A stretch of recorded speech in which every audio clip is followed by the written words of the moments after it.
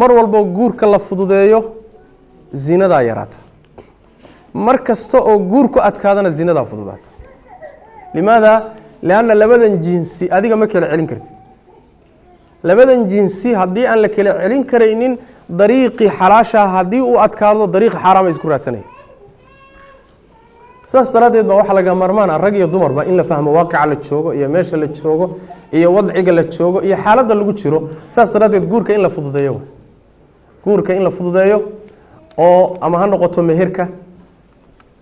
oo nabigu sal lla lay slam wuxuu yihi dumar waxaa ugu khayr badan kuwa ugu meher fudud guur waxaa ugu khayr badan guurka ugu qarsheer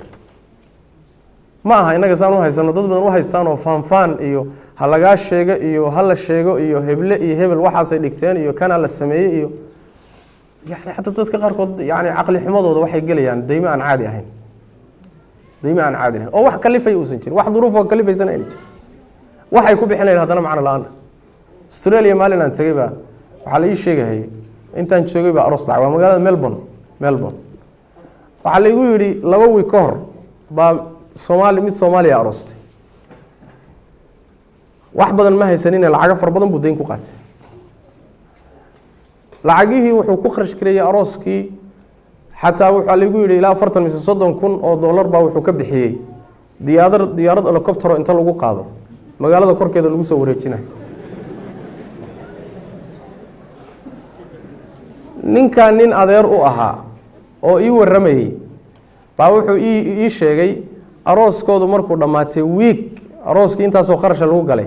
wiig markay wada joogeen way kala tageen buuri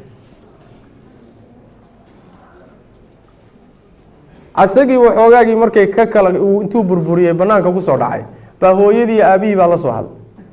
markaasa waxay yidhahdeen hooyo meeshaasaan joognaa waxoogaa baan u baahnaa wax noo soo tuur kii adeerkii habuu u yimid oo wuxuu yidhi adeer hadde waxa wey hooyihii aabba halkaa joogay bal $1 idaymi $1 idaymi waa ninkii shalayto taqriiban 60 kun oo dollar baa bi'ii waay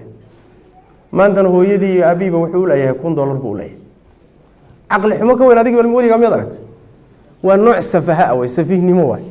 waxa la doonayaa marka wax weyn maaha muhiimaddu waxa weeyaan labada ruux inay is arkaan isku dhowrsadaan caruur kale helaan laakiin gogosha la dhigaya inay saas tahay macno weyn kuma fadhido meherka la bixinayo inuu saas yahay macno weyn kuma fadhiyo